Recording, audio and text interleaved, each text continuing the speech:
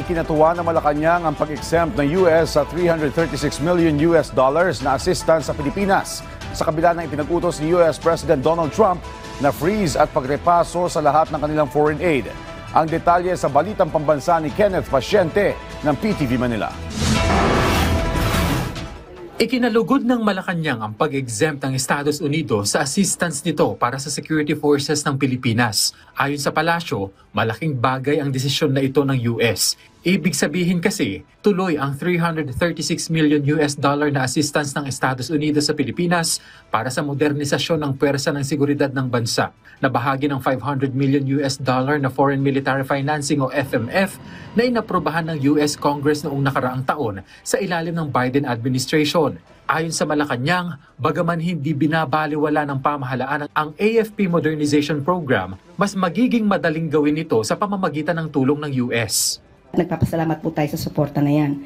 Tandaan po natin, ito pa ay mula sa pamahalaan po ni dating Pangulo na US President Biden, at ito pa rin po ay pinagtibay din po sa panahon po ni President Donald Trump. So masarap po na makatanggap ng ganitong good news, at ang suporta po ng US sa atin ay hindi po mapapasubali.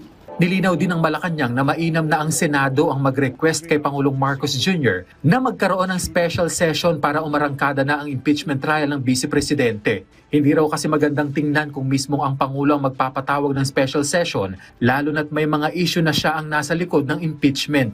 If you will look and read the provisions of the Constitution, you will see po to forthwith proceed. Alright? Pero wala po makikitang time element. Is it to forthwith proceed even during recess? Because they can proceed definitely if there is session.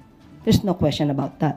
But to proceed during recess, gray area po yan sa Constitution. Kasalukuyan din daw ang ginagawang evaluation ng Pangulo sa mga opisyal ng iba't ibang ahensya ng pamahalaan, kaya hindi pa tiyak sa ngayon kung magkakaroon ng balasahan. Pero sa pagkakaluklok ni Secretary Jay Ruiz sa PCO, asahan na raw ang pagbabago.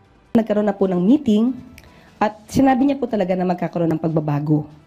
At maaaring may ma-retain, maaaring may mawala. So hintayin po natin kung ano yung magiging order ni Sec Jay Ruiz.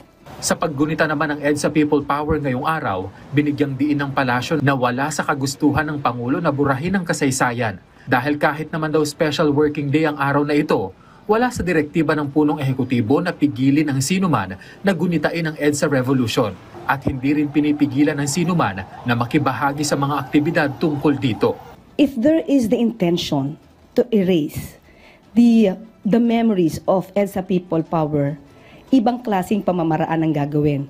As a matter of fact, we declared it as a special working day, but it is considered just a regular working day. But what's the purpose of a special working day? It's to encourage people to join any event kung kanilang kailangang i-commemorate ang isang affair. Mula PTV Manila, Kenneth Pasyente, Balitang Pambansa.